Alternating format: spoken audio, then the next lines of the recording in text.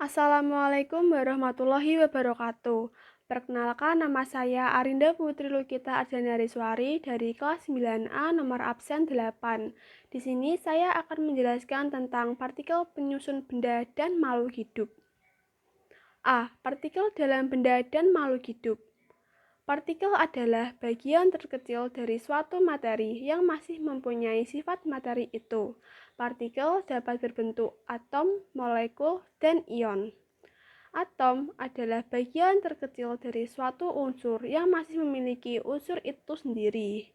Molekul merupakan gabungan antara dua atau lebih atom-atom melalui ikatan kimia tertentu. Ion adalah suatu atom atau molekul yang memiliki muatan listrik total tidak nol. Ikatan kimia merupakan ikatan antara dua atom dalam molekul.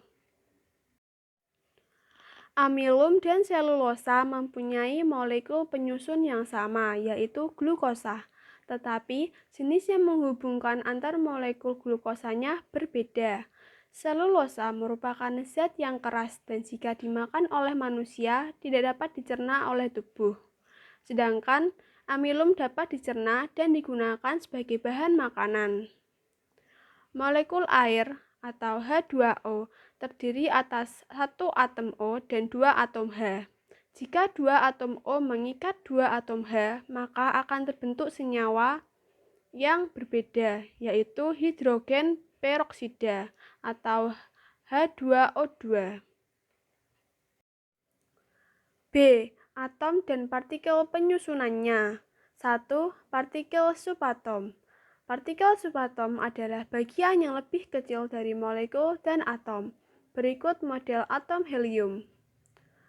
Atom terdiri dari subatom, yaitu neutron, proton, dan elektron. Neutron dan proton membentuk inti atom. Elektron bermuatan negatif, sedangkan proton bermuatan positif. Perkembangan teori atom. Pertama, John Dalton. Teori ini menjelaskan bahwa atom sebagai bola pejal dan merupakan bagian terkecil yang tidak dapat dibagi lagi.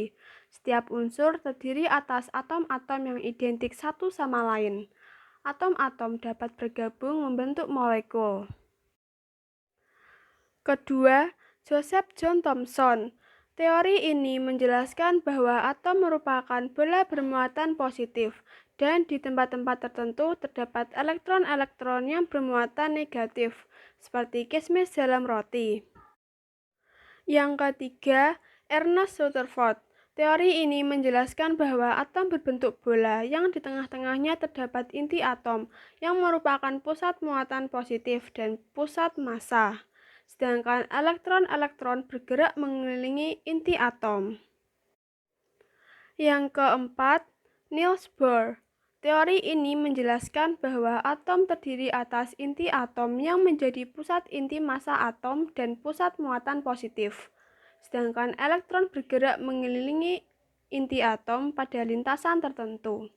Selama elektron bergerak mengelilingi inti pada orbitnya, elektron tidak memancarkan energi.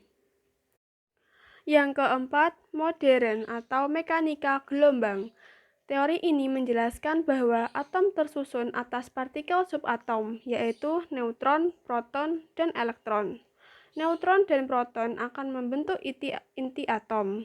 Elektron bergerak di sekitar inti atom dengan kecepatan hampir seperti kecepatan cahaya dan membentuk awan elektronnya disebut orbital.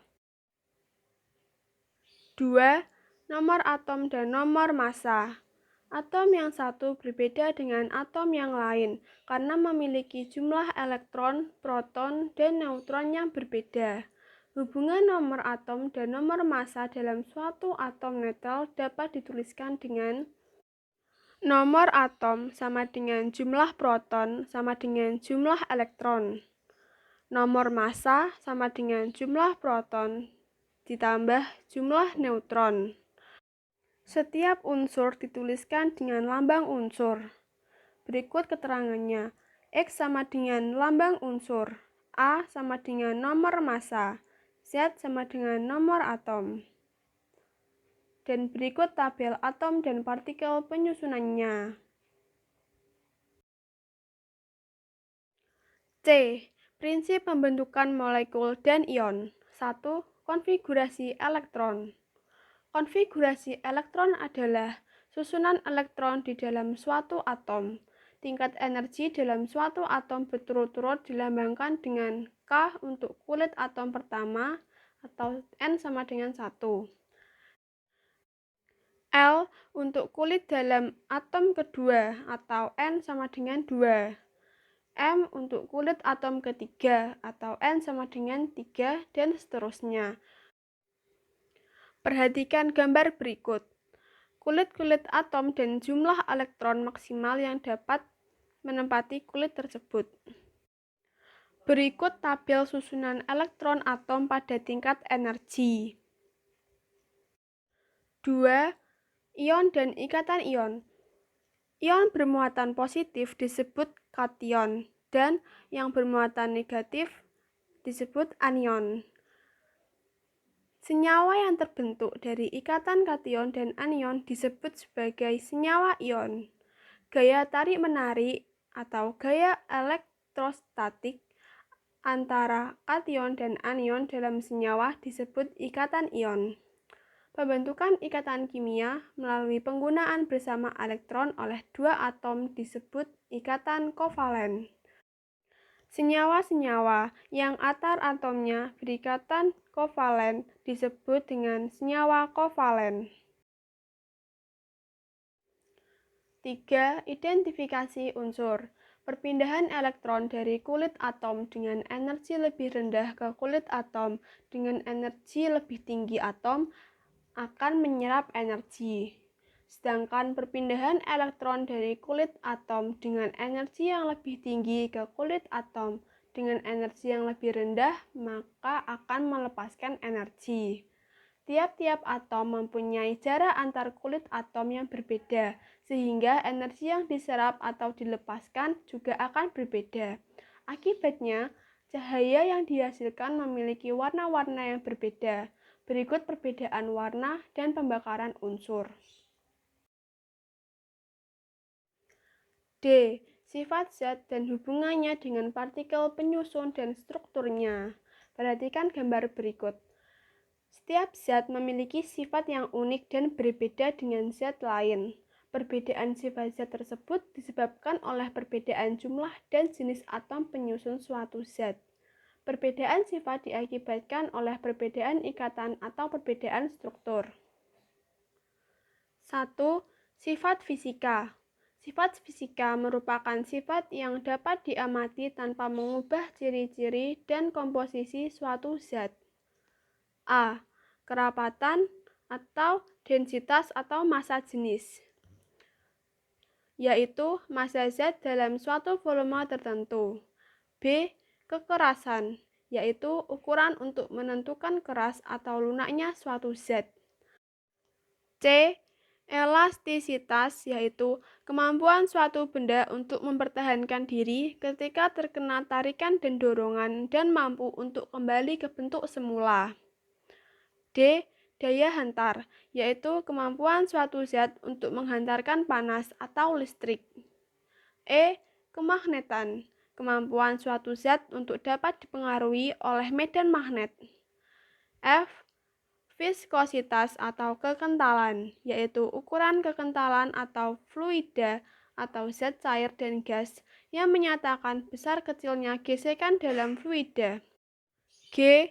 Titik didih, yaitu suhu saat zat cair mulai berubah menjadi uap pada tekanan tertentu. H.